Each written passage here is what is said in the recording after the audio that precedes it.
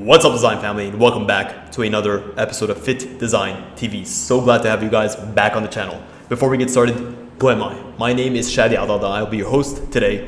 I'm the creative director and founder of Fittdesign. We help brands go from 0 to 10x sales by designing, developing, and producing quality clothing. You have an idea in your head that you want to get out, well, we can help you do that. On today's episode, we'll be looking at the fundamental crash course, branding crash course for fashion designers. So if you're looking to build a brand, what does that mean effectively?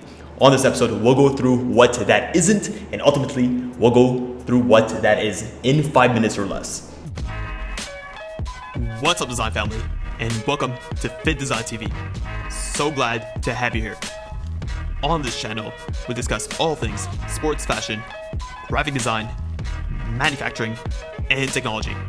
We'll discuss key topics, answer pressing questions, and provide actionable steps on starting your own product line.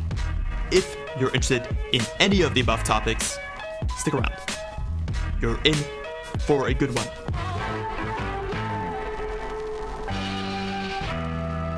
We'll keep this fundamental and short. What is branding and what isn't branding? Well, on the first hand, branding is not a logo. It's not a visual stimuli. It's not an icon. It's not typography. It's not your website. It's not your color palette. It's none of those things. Those things are essential for branding, but none of them will actually create that feeling of branding.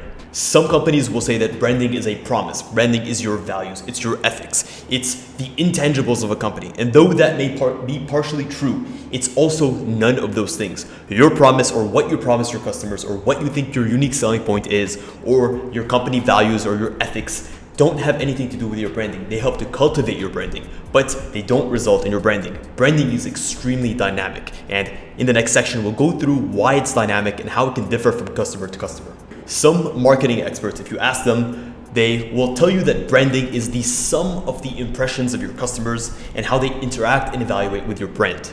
And again, though that may be partially true, branding is also not that.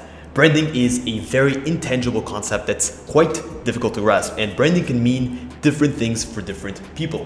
What branding is what we think of fundamentally as branding is the raw materials, right? Our logo, our typography, our website, our company ethics, our office, our products, all of these, consider them to be raw materials. You're putting all of these raw materials into your branding machine. And ultimately, what that branding machine spits out will differ from customer to customer.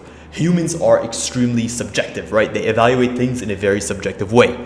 Your branding for customer X is going to differ from your branding for customer Y. So your branding essentially comes down to the customer. And it's a sum of all of these different intangibles and raw materials that you're sort of throwing at your customer, and how they evaluate and how they sort of pick apart those raw materials and what branding identity they create in their heads of your company. So we've actually evaluated that your branding can mean different things to different people. So what can you control and what can't you control? Well, I mentioned in the first section that you can control the raw material, the raw resources that you throw at your customers for your branding. Your raw materials are things like your logo, your icon, your packaging, your product, your adverts, your company culture. All of these things you have control over. And ultimately, your branding is a result of all of these things cohesively and collectively. So you do not do branding. Branding is not a pitch. It's not something you convince someone of. Branding is something that you let seep into your customer's mind and let them marinate over it over time. Your pitch is your starting point. Your company values and your mission and your ethics are necessary, and they're your starting point. But you cannot look at branding as a checklist. You cannot look that I want to achieve a luxurious branding. I want my brand to stand for XYZ, so I will do XYZ. There's no logical stipulation there. There's no guaranteed result for how people will view your brand. There's so many great examples of brands that were launched in a specific way and ultimately ended up being something completely different. A good example of this is Supreme. Supreme is a streetwear brand that was based on actual skating wear. But over time, and as it became more exclusive, harder to find, harder to actually source, it became more of a luxury product. That's a great example of how branding started somewhere with an intention and became something else completely. Another really good example of this is a company like Gucci. Traditionally and fundamentally, Gucci has always been a high-end luxury brand specifically catered towards an older generation, right? It's been around since the 1800s, and it's a brand that when you think of, you used to think of like an older person, an older gentleman, an older woman with money to spend that is able to actually go ahead and purchase these items.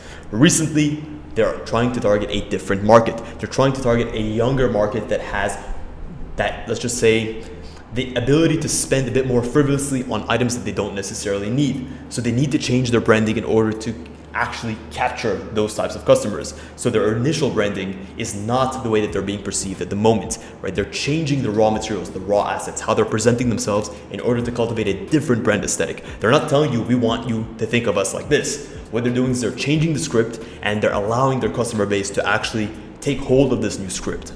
So to reiterate one more time, branding is not a checklist, it's not your pitch, it's not your mission, it's not your logo, it is not the sum of these things. Branding is a subjective feeling that you give your customers, and what you can control is what you actually present in front of them and how you direct them to have these feelings towards your brand. So the next time you think of branding, understand that it's a very holistic approach that you have to take, and understand that your brand can mean different things to different people. All of those associated with your brand are going to create your branding, whether it's your customers, whether it's your employees, whether it's your affiliates. So in every action you take, think to yourself, is this going to contribute towards the brand I'm trying to build, or is this going to detract? Guys, hopefully that makes sense. Hopefully you enjoyed this episode. Also, if you're looking to schedule a one-on-one consultation call with me, let's just say you're looking to start your own brand, or you're interested in how to take your own branding to the next level, well, check the link in the description. I offer limited slots every single week, and we can definitely get on that call if you guys are looking to it. Also, consider subscribing to this channel if you haven't done so already. We put out great content on a week-to-week basis, and we'd love for you to be along for the ride. Guys, thank you so much for tuning in to this episode of Fittdesign TV. Until next week's episode, stay awesome.